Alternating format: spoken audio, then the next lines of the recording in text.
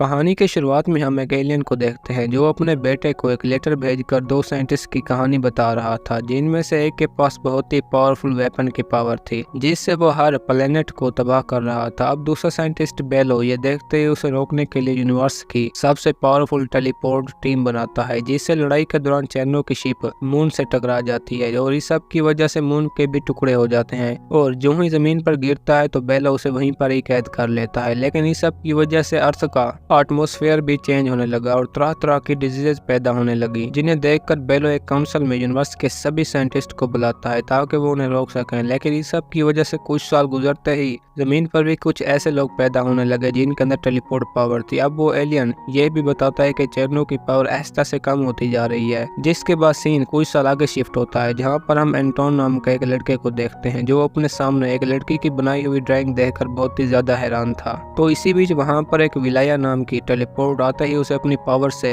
Anton पर एक stand गिरा देती है, लेकिन वो उससे किसी तरह बच जाता है। अब इसके बाद हम चेरनो की रिसर्च लैब देखते हैं जहाँ पर वो इस दुनिया को तबाह करने के लिए एक पावरफुल वेपन बना रहा था जो एक रेड बॉल यानी वेव वेटर की शेप का था। तो इसी बीच विलाया वहाँ आते ही चेरनो को प्रोटोजीन के बारे में बताती है जिसे वो एंटोन की बॉडी से लेने में नाकाम हो गई थी। लेकिन यहाँ हमें ये मालूम होता है कि विलाया और कोई नहीं बल्कि चेरनो की ही बेटी है, जिसे चेरनो अपनी पावर वापस लाने के लिए इस्तेमाल कर रहा है क्योंकि वो सिर्फ और सिर्फ एंटोन की ही प्रोटोजीन से पावरफुल हो सकता था। तो दूसरी तरफ हम बेलो के बनाए हुए एक स्टेडियम को देखते हैं जहां पर सभी टेलीपोर्ट प्लेयर और एलियन वेव वीटर को किक मार रहे थे, जिसे 5 किक मारने के बाद ही डिस्ट्रॉय किया जा सकता था क्योंकि ये स्टेडियम चेरनो की लैब के ऊपर ही था और वो जिस वेव वीटर को भी बनाता बेलो उसे स्टेडियम में लाकर प्लेयर्स की मदद से तबाह कर देता, क्योंकि उसने इस जंग को एक गेम की शक्ल दे दी थी जो पूरी दुनिया में फेमस होने के साथ साथ एंटोन को बिल्कुल भी पसंद नहीं थी, जिसकी वजह से वो शॉप में जो ही विंडोज बंद करता है तो सभी लोग उसे उठाकर बाहर फेंक देते हैं। तो दूसरी तरफ स्टेडियम में भी दोनों टीम बॉल को हिट कर रही थी और आखिरकार टीम अर्थ 5 किक मारते ही बॉल को डिस्ट्रॉय करने के बाद फाइनल में पहुंच जाती है। अब इस सब के बाद एंटोन जो ही घर वापस आता है तो उसकी मॉम की भी तबीयत बहुत ज्यादा खराब थी, जिन्हें चेयर पर बिठाने के बाद वो जो ही मेडिसिन देखता है तो वो भी खत्म हो चुकी थी, लेकिन स्टोर पर जाने से पहले वो भी बंद हो चुका था। तो इसी बीच वहाँ पर एक लड़की आते ही शॉप का दरवाजा तोड़कर अंदर चली जाती है, जिसे सामान लेता देखने के बाद एंटोन भी अंदर जाकर अपनी मॉम की मेडिसिन उठा लेता है। लेकिन वहाँ पर पुलिस के आते ही ये दोनों शॉप से बाहर निकलकर भागने लगते हैं, जिन्हें देखकर पुलिस वाले भी उनका पीछा करने लगते हैं। तभी भागते वक्त एंटोन जो ही नीचे गिरता है तो पुलिस वाला उसे देखते ही पकड़ने लगता है, लेकिन वो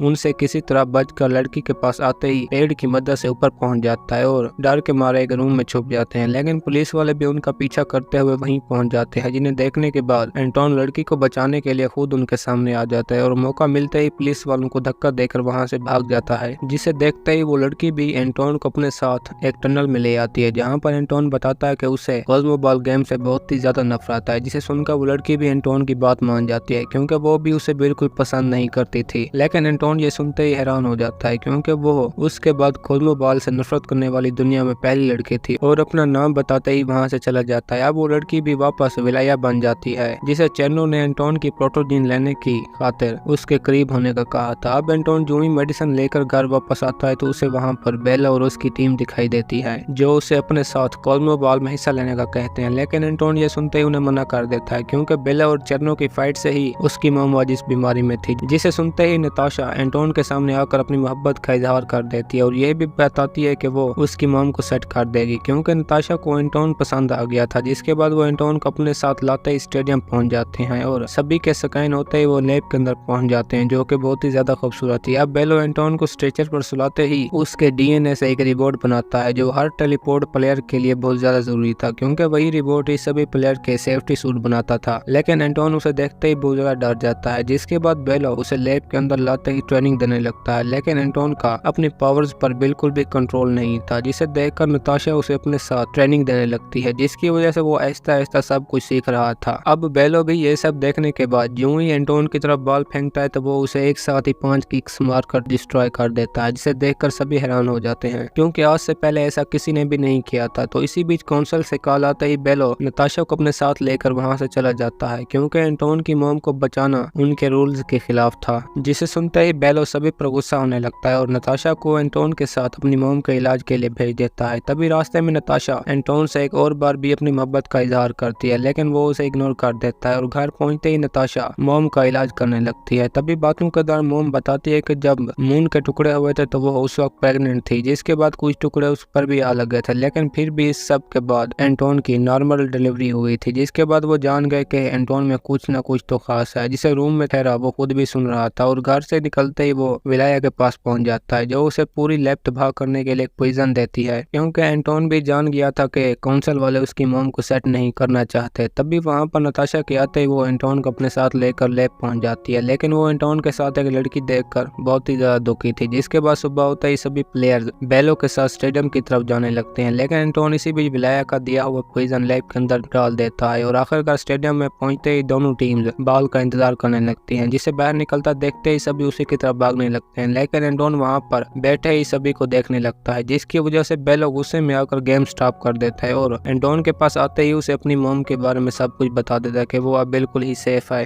और यह भी कि उसे अपने साथ लाकर चेरनो के बारे में भी सब कुछ बता देता है कि किसी तरह से वो इन वेव ईटर को अपनी पावर से बनाकर ऊपर भेजता है, जिसे सभी प्लेयर्स अपनी किक से डिस्ट्रॉय कर देते हैं, क्योंकि वो बॉल बहुत ही ज्यादा खतरनाक थी। जिसे सुनते ही एंटोन बड़ी तेजी के साथ लैब के अंदर पहुंच जाता है, लेकिन अब बहुत ज्यादा देर हो चुकी थी, क्योंकि पूरा पॉइजन स्टेडियम के अंदर फैलता जा रहा था। जिसे देखने के बाद एंटोन स्टेडियम में पहुंचते ही सब के बारे में बेलो को बता देता है और वो सभी लोगों को गेम से बाहर भेजकर वेव ईटर को कंट्रोल कर लेता है, लेकिन वो बहुत ही ज्यादा पावरफुल थे, जिसे मशीन से निकलता देखकर एंटोन उस पर किक मारने लगता है, लेकिन इसी बीच लास्ट ट्राई करते ही एंटोन बॉल से टकराकर नीचे गिर जाता है, जिसे देखने के बाद फैन बॉल को किक मारते ही उसे डिस्ट्रॉय कर देती है। अब एंटोन भी सब कुछ खत्म होने के बाद अपने रिवॉर्ड को एक लॉक में डालते ही खुद विलाया के पास पहुंच जाता है, जो एंटोन पर एक पाउडर डालते ही उसे फ्रीज कर देती है और आखिरकार अपनी मोहब्बत का इजहार करते ही उसकी बॉडी से प्रोटोजिन निकाल लेती है, जिसे चेरनो लेते ही अपनी मशीन के अंदर इंजेक्ट कर देता है, क्योंकि वो उसके अंदर एक मॉन्स्टर बना रहा था। तो दूसरी तरफ एंटोन का रिवॉर्ड भी लॉक से बाहर निकलकर उसी के पास पहुंच जाता है, जो उसे मरा देखते ही अपनी जान देकर सारी पावर्स उसके अंदर डाल देता है। अब एंटोन के होश में आते ही वहाँ पर बेलो और नताशा भी पहुंच जाते हैं। तभी बेलो जो ही डोर खोलता है तो चेरनो उसे एक मैसेज देकर अपने साथ शामिल होने का कहता है, जिसे सुनते ही वो सभी परेशान हो जाते हैं, क्योंकि अब चेरनो अपने बनाए हुए मॉन्स्टर के अंदर जाते ही उसे अच्छी तरह से कंट्रोल कर लेता है, जिसे अपनी शिप से बाहर लाते ही पूरे शहर को तबाह करने के बाद स्पेस में पहुंच जाता है। अब बेलो भी ये सब देखने के बाद सभी टेलीपोर्ट को जमीन पर रुकने का कहता है, ताकि वो सभी वेव ईटर को रोक सके। अब ये सब कुछ साइड पर छुपा एंटोन भी सुन रहा था, जो अपने साथ रिवॉर्ड को लेकर शहर में पहुंच जाता है, क्योंकि बेलो भी इस सब के बारे में पूरे शहर को बता रहा था कि इन वेव ईटर को डिस्ट्रॉय करना एक गेम नहीं बल्कि वार थी, जिसे वो गेम समझकर खेल रहे थे। और ये कहते ही बेलो सभी को बचाने के लिए अपनी शिप के साथ स्पेस में पहुंच जाता है। तो दूसरी तरफ एंटोन भी अपनी मॉम को रिवॉर्ड के बारे में सब कुछ बता देता है, क्योंकि वो उसे लेकर बहुत ही ज्यादा दुखी था। अब बेलो भी नताशा को सब कुछ बता देता है कि चेरनो उसी का ही बनाया हुआ एक रिवॉर्ड है, जिसे वो कंट्रोल करने के बाद भी नहीं रोक सका, क्योंकि चेरनो के अंदर डाले हुए इमोशन बहुत ही ज्यादा पावरफुल थे। अब चेरनो भी अपने मॉन्स्टर की पावर से बहुत सारे वेव ईटर एक साथ ही जमीन पर छोड़ देता है, जिन्हें देखकर सभी प्लेयर्स उन्हें रोकने लगते हैं, लेकिन चेरनो इस सब से भी नहीं रुकता और